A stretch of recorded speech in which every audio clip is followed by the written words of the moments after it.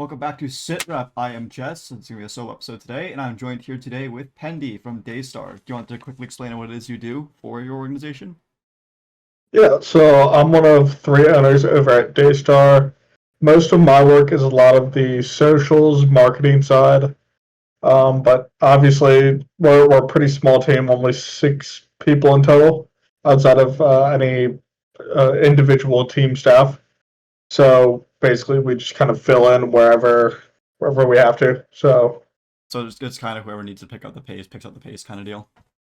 basically, we tend to have our areas of strength, and we tend to stick to those. But obviously, if something needs to get done, we'll make sure it gets done. Yeah, I gotcha. And then going over to the questions, so what was it that attracted you guys to the Asia League specifically over the other leagues that were in APAC or the other kind of like grassroots leagues that Ubisoft introduced a couple of years back? Yeah, so I think it was a combination of a few things. First of all, just being that APAC tends to be one of the more viewed regions out of those new subregions, and it's generally a little bit more respected when you compare it to some of the other regions. And statistically, Asia is the most winning league out of any of those, anything that isn't basically Brazil, North America, or Europe. Um, that Southeast Asia is that fourth strongest region statistically. And then also the fact that Eva Gaden or Cajun, he's one of the co-owners, and he's from Hong Kong, and the first Hong Kong team that we now picked up. They were the first team to be in Pro League in a pretty long time. Really? At least, yeah. At least this was the first time since Blast took over, but I believe it had been even a few years back when Faceit was still running it, and there hasn't been a Hong Kong team. So you guys kind of saw a Hong Kong team get in. You were like, let's sign these guys because we have roots there already. Let's sign them. Does that make sense? Yeah, it was kind of like we already know the culture. Um, because one thing that a lot of people don't maybe might not understand from the outside looking in is how culture affects team dynamics. So we already kind of knew the culture going in. Obviously, it helps that Cajun's fluent in Cantonese. Yeah. So obviously, like in negotiations and all of that stuff, that was super helpful.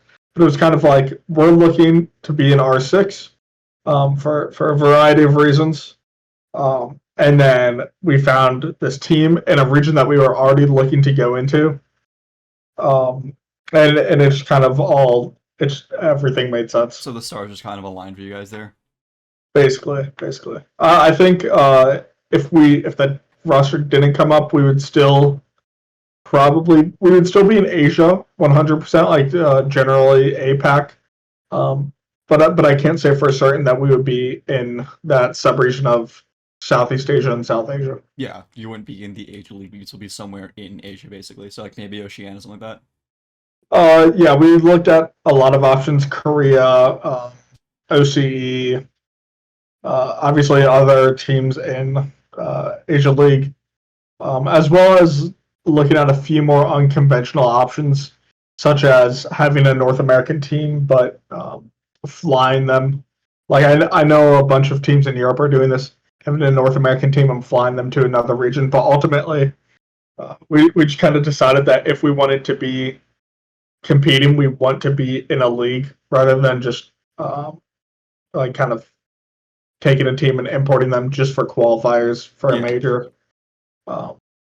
And we also feel like it just makes sense. If you're going to compete in a league, you should have to invest in that league, whether it's personally or like by scrimming there outside of qualifiers, all that stuff. Like getting viewership on that league. More so just like making sure that I feel like if you're going to import a roster or import a team, you need to at least interact with the community and be like, hey, I know we aren't like for example, in Rocket League, a similar thing is happening right now where a bunch of European teams are playing in the South Sub-Saharan Africa qualifiers, and they're competing and taking spots away from South African teams. So a lot of that's happening, and I feel like if we were to do something similar, which obviously isn't our plans anymore, but if we or any other org is, you kind of need to do more than just show up to qualifiers and then leave and like refuse to scrim any of the teams, because I know that that's been happening in Rocket League. So it's just more, if we're going to go down that path, we just need to make sure that we're doing it in a manner That's respectful to the other where we teams. feel, yeah, basically, Alright. where we're respecting the region rather than just saying, hey, this is a free major spot. Yeah, I do see the value in that, especially with like a lot of the other regions. Because like compared to MENA, because I was like, wow, MENA stormed out of the gates, but it's like geographically, that's a lot easier for them to get scrims against top talent in EU, especially. Yeah, it's pretty easy and fairly consistent. Yeah, Scrimming MENA versus EU. yeah. Moving to the next question here. What's something that another esport does that you would like to see R6 implement in some way, whether it be in game or like in the esport scene? Yeah, I think there are a lot of scenes that do some great things. I think overall, in my opinion, the healthiest game out in just in esports in general is Counter Strike, just because it relies so little on developers' investment into the scene, which has allowed all these third party tournaments and leagues and companies to flourish. Whereas I feel like if you're going down a franchise route, you should almost do it like League of Legends, where it's 100% franchised. And obviously, that sucks for the tier 2 and tier 3 competitions, just because naturally at some point it will bottleneck. Yeah. But right now, I kind of see us in a limbo, and I would rather have us go one way into basically only doing majors and international events, or we go the fully franchise route and we have support for every team and every league, and everyone gets equal benefits across the board. Versus then this kind of half in, half out kind of mindset that we have right now. So you'd prefer to either go full franchise or something similar to CS:GO, like the RMRs, stuff like that.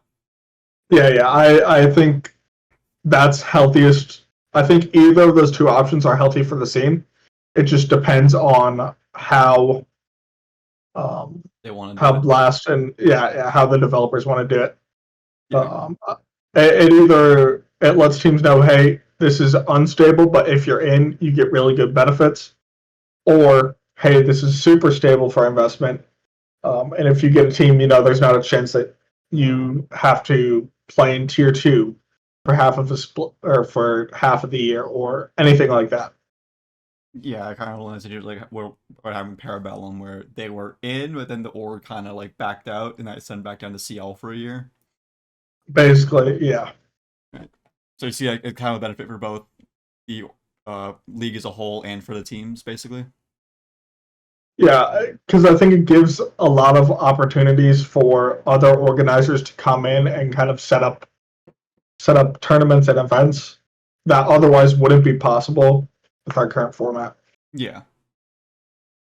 And then next question here: what do you feel at the state of Siege esports scene as a whole? Like just as a whole, like internationally in like smaller leagues, especially for like the smaller leagues, which you guys are in. Because like the big leagues you hear a lot about, but you never really hear a lot about like the more grassroots stuff. Yeah, I think overall the scene is in a healthier state than you would imagine from the outside looking in. I think there's a lot of good things going on. I think there's a lot of people who are invested into the scenes. Now, obviously, some of the bigger problems, it is just kind of a viewership thing. If you're not in North America, Brazil, or EU, you're really not getting the same viewership as anywhere else. Yeah. Uh, but what I do have to say about that is that doesn't mean that the smaller leagues don't have a community around them. It's just trying to find ways to increase that community and increase that average. Yeah. but overall, I'd say the esports side is in a really good spot, and I'm excited to see both what the rest of this year has and what next year is going to look like. Yeah, I know there's been some complaints about like how the format is. People don't think it's healthy for the scene, but at the same time, it's like I actually kind of like it because previously with the old format, it was like a team would win a major, and they would immediately get like sent down to ninth place because they would just get VOD viewed to hell because they didn't have time to make new strats. So giving them that off season gives them time to like restrat everything. Kind of. That's at least my view I on it. do, yeah, I definitely. It's definitely a lot harder for the smaller regions during the off season than Yeah, it is for the major regions, just because like nobody's setting up a tier two yeah. They're league also like like you guys element. don't have like the element or like the rush thing that Brazil has. Yeah, yeah. APAC has no of to my knowledge, APAC has no kind of tier two tournaments, which just makes it pretty hard, especially when you're in a region like Asia, where we have 8 teams and 7 of them aren't going to the majors. So 7 of us don't play again until October. So it's just now Uh, you guys are just kind of forced to sit in your hands for 5 months. but in terms of competitive, like a tier one competition, yeah, basically we're just kind of sitting and waiting. Um, but I do think that there were problems with the format previously, which have been addressed. It's just kind of if you're taking from one end, you have to give somewhere else. Yeah, it's just kind of a double-edged sword all around. If you help one area, you hurt another. Basically, is what you're saying. Yeah, if you help the top teams, the bottom teams are hurt a little bit more. If you help the bottom tier teams, the top teams are hurt a little more. So do you think it's always there's always going to be someone who gets the short end of the stick, and it's just going to be the way it is in the scene? Yeah, I just think that's how esports is as a whole. If you're not one of the top teams, you shouldn't expect preferential treatment. But at the same time, there should be a baseline for how well your team or what your team could do, or opportunities to compete. Because realistically, there's some teams where if you don't make playoffs 2 stages in a row, you play like 14 games a season, a year. It's really not that much if you think about what are those bottom teams actually doing on a yearly basis. Yeah. So you want to see more stuff happening like the EWC, where like it gives teams an opportunity to go compete in something during that off season. Yeah, or whether it's ran through Ubisoft or Blast or a third party tournament, just having more opportunities for teams to compete in an environment that's like official and uh, beneficial. Yeah. I think that's pretty important. Okay. Moving on to the next question. Are there any events from like the past of Siege that you'd like to see come back? So things like the U.S. Nationals, like the International Pro League Finals, for example. Um, Personally, I think that we should have SI quals back again. I think that there were a lot of interesting storylines that came out of SI qualifiers, and by just having this point system, it doesn't benefit. It benefits the teams who are really consistent and are able to compete in their own region on a day-to-day basis. But there are so many teams outside of the tier one ecosystem, especially in leagues that are fully franchised like NA and EU, where you can see teams make a deep run and you can see teams take maps or even whole series off of tier one teams. Yeah. Yeah, as well, like we talked about the other day, the appeal of SI previously was that anyone can enter it and win it all, theoretically. And it made for some really good storylines. Like the TSM 2022 run, they did nothing all year, and then they come in the end and win the entire thing. Yeah, I think it's also just a little bit more interesting as a just in terms of viewer, like the teams that you're actually viewing, because everyone loves, and this might just be a personal thing, but I can't lie, I get bored of watching like M80 versus G2 or any of those really top, consistent, high level teams. I kind of get bored of watching the same teams. I'm much more interested watching um, Scars versus Bleed and seeing who comes out on top of those matchups that are a little bit more obscure and that you don't see happen as often, especially with the newer teams. I love an underdog story. So you kind of prefer like the play-in than like the Swiss stage, basically, over to like the main stage section of the major is what you're saying. Yeah, just because you see those matchups so often. Because if you think about it, if you make the major, if you make two majors out of a year, you're basically guaranteed to make SI. Yeah. So you're basically seeing the same international event 3 times in a row, and it doesn't really give that much opportunity for new teams to come up or new teams to have a shot at an international stage, which is kind of what's happening in OCE right now, where Bliss, they win out the league, they go to an international event, they scrim international teams, come back, they have more information and more up to date meta and strats, and then they just use those to win again, and it's just this continuous cycle of you win, you get better competition and better scrims, then you go back and then you dominate your region, and then it's just a continuous cycle. Yeah. It is nice to see Bliss doing better. So I remember at Atlanta they almost made it through to play, and now people are like, "Oh, they still bombed out," and I'm like, "Yeah, but they were 2 rounds away at points from making play-ins over SSG. I'm pretty sure it was." Yeah, I mean, it's definitely a situation where you can see the effects of having constant international competition strengthen you as a team. Yeah. So you kind of feel like having those quals back and getting more people out to the big events would be better overall for the grassroots scenes, basically. Yeah, I overall just think the more diversity of teams competing internationally, the better. Okay. Even if it's like the fifth place team from Latam North versus the seventh place team from Japan, I think that is 100 times more interesting Siege to watch than FaZe versus G2 or Furia versus Dark Zero. Gotcha. Our last question. Last question. Is there any player from any league where like if it could all work out like magically, if you pick them up, who would you pick up and why would you pick them up?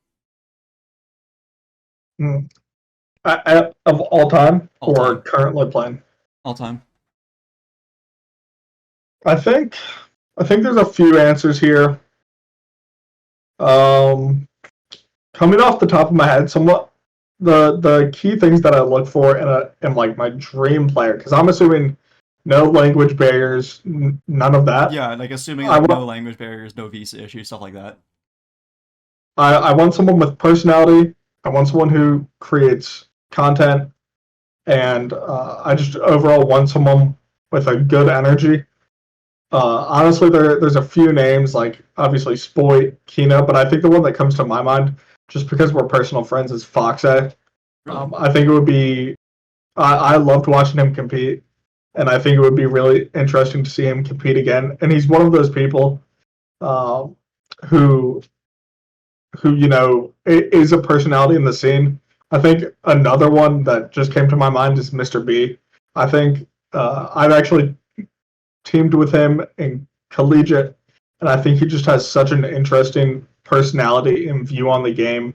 And he's really one of those people where even though if he was only in the the league for only 1 year, it felt like he made an entire career. Yeah. Like he's not someone where you feel like it was a one and done. That's someone who has basically cemented his maybe not legacy, but he has cemented himself in CG sports just through playing 1 year of pro. Like the international scene at whole won't remember him, but like the NA scene kind of will, is what you're saying, basically.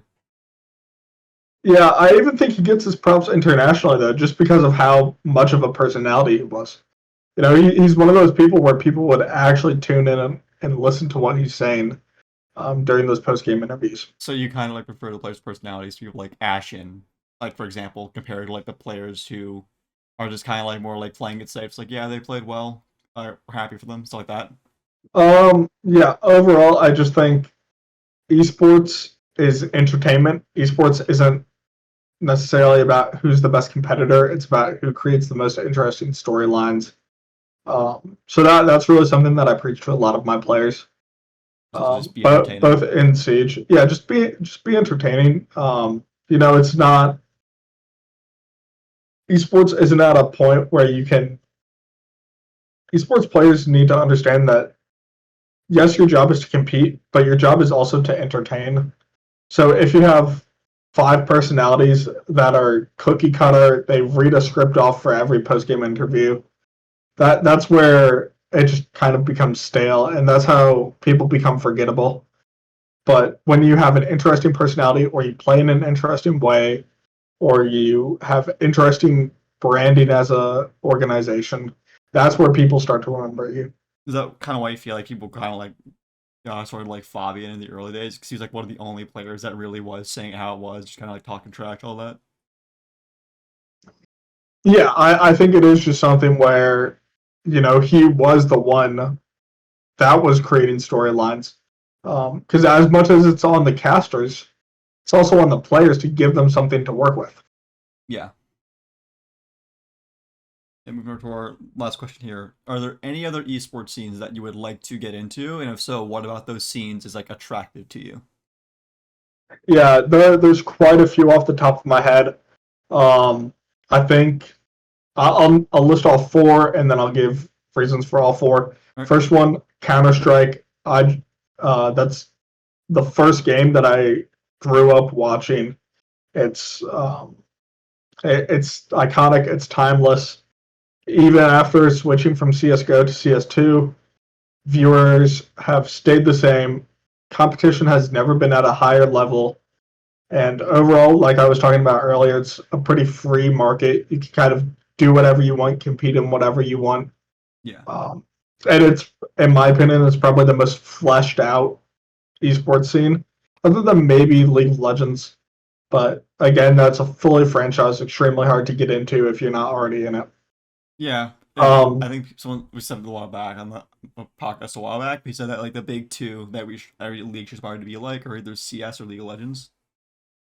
yeah, you basically want to go one of those two ways.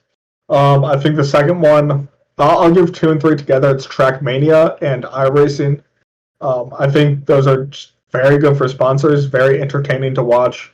Trackmania, Ubisoft product, iRacing. You can work with NASCAR through their eNASCAR series. Yeah. And overall, those are just titles that I like to watch compete, and I just like to uh, I just like to see. M80 is in iRacing, and Into the Breach is in Trackmania. So you already have some Siege orgs in those scenes. Yeah. And then the final one I'd say is Smash. Again, it's just something that I've played a lot as a kid, competed, um, and it's something that's so unique to esports where it's still based on going out every weekend, going to your local bar, GameStop, college, wherever, Yeah. and just competing. And then if you're the best in your town, if you're the best in your state, then you go compete at these huge majors, all in person. It's just something that's really unique in the esports ecosystem, especially after COVID, when a lot of people kind of realized, hey, we don't really need lands to functionally run our esports scene. Yeah.